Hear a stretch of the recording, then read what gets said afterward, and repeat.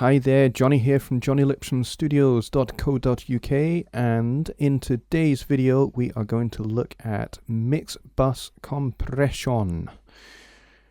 Now I have done a short mini-series on compression, which you will find on the channel here, and I alluded to MixBus Compression in that series as one of the many compression techniques that there are, and one of the many ways in which you can apply compression to your mix. But I didn't really go into too much tremendous detail into what it is and what it does and how it affects your mix and how to do it well and how to do it badly. I didn't go through any of all of that, so that is what we're going to do today. So here we go. So I have this song. This is Chanel from my EP from last year. Stand by your beds, folks, because there is a new EP coming this year, aiming for a summertime release. It is, as you can see at the bottom of the screen there, April 21st. So we are aiming for some point in the mid of summer for a release for the new EP. But that's by the by. This one, what we're going to do is we're going to play the song with the compressor switched off, and then we're going to look at the settings that I use, where I got those settings from, and why I think those settings worked the best generally. And then we're going to dial those in, we're going to compare and contrast with and without. So here we go. This is without any compression on the MixBus at all. And we're going to play just the bar before the chorus. My Chanel, do you not know, no matter where you go, we'll walk hand in hand into our promised land.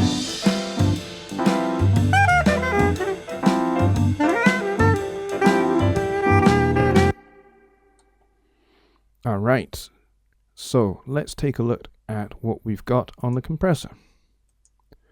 Let's open her up. Everything's grayed out just now. We need to switch it back on. There we go. Now everything's active. And so let's take a look what we have. The most important part of MixBus compression, to me anyway, there may be others out there that disagree. If you disagree, then please leave a comment. Happy to get into a discussion, but everybody has their own different ways and how they come to those ways. And as far as I'm concerned, providing they work and you get good results, doesn't really matter too terribly much. So let's have a look at these. So I have the attack of 30 milliseconds and the release of 100 milliseconds. These are not arbitrary numbers. These numbers I have gained from the use of SSL consoles. I have been reliably informed by some very, very good mix engineers that the MixBus compressor on the SSL consoles has an attack time of approximately 30 milliseconds and a release of approximately 100 milliseconds. And I love SSL consoles. There are plugin manufacturers out there that have done some fantastic work in emulating those particular consoles. I think Universal Audio, Waves, Slate Digital, they all do them. And they are all super fantastic. And I can barely tell the difference between audio going through a real console and audio going through one of those plugins. I don't have those in my system, so I'm just using the stock compressor that comes with Studio One. You can get the same kind of thing going on. The only thing you don't get is you don't get all of that goodness that comes from a console. You don't get the emulation of all of the random stuff that goes through all the circuitry of a console. So with the stock compressor, you don't get that. But you do get a nice transparent sound, which is great. So I use the 30 and 100 attack and release because that's what the consoles do, and to me that's what gets the best result in terms of allowing some transient through and not attacking the audio too soon, too hard, too fast. And then with release, the 100 milliseconds is a nice slow release back to normal, back to zero level. This is just kind of how I like it from using SSL consoles and then starting to just use these attack and release times. They work for me.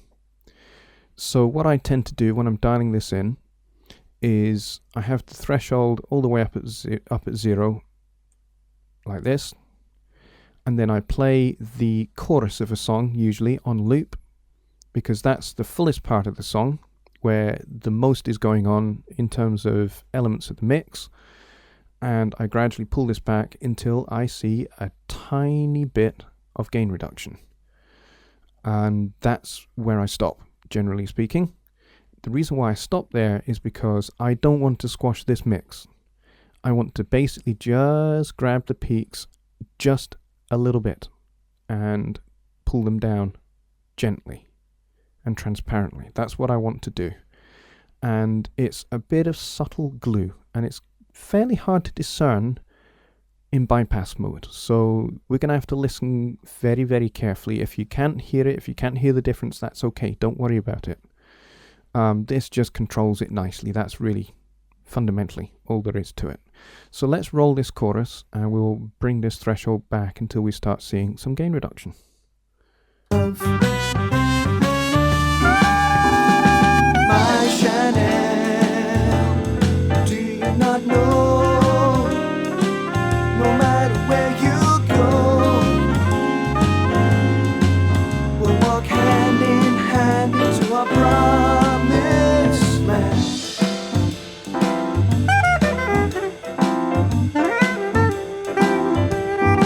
You open the door.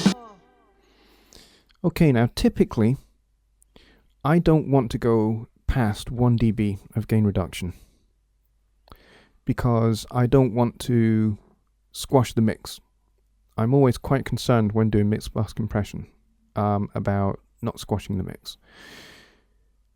When do you insert MixBus compression is a question I get asked rather a lot.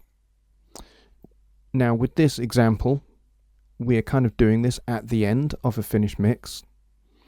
But truth be told, I start when I have a completely blank mix and I haven't even done the static mix. Everything's at unity, no plugins, no nothing, not even gain staged.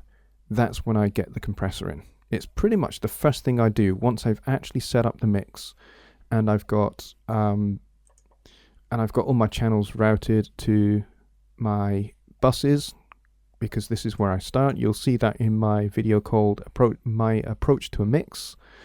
You'll see this is where I start my mix. But the first things first is the compressor goes on the mix bus, and the limiter doesn't, generally speaking. I just have that on just to drive a little bit of extra volume for this video.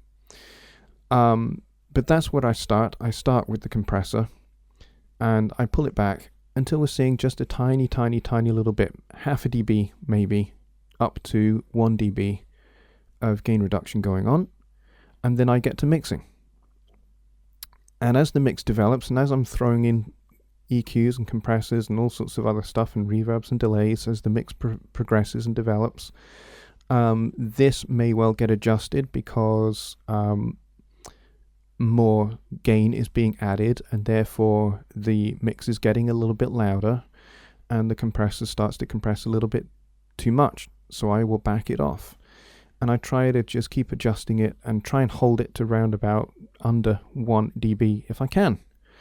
And so once my mix is finished, like this is, then I'm just checking the final settings, and then it goes off for mastering. If I'm not mastering it, then I send I send the whole thing off to whomever is doing that. So that is basically MixBus Compression and how I use it and why I use it. I use it to glue my mix together, and just to basically bind everything together at the end of the mix process. That's essentially what it's for. Some people put it on at the end of their mix. I tend to prefer to mix through it. That way I'm keeping the mix under control at all times. That's just my personal preference. I know that on consoles you would do that anyway. So that's kind of become part and parcel of my mixing methodology. I didn't always mix this way. I learned this thanks to some really good mix engineers who took time to teach me stuff in the days before there was YouTube. But I have also learned from folks on YouTube as well. So anyway, if you have found this video to be useful and helpful, please click the like button.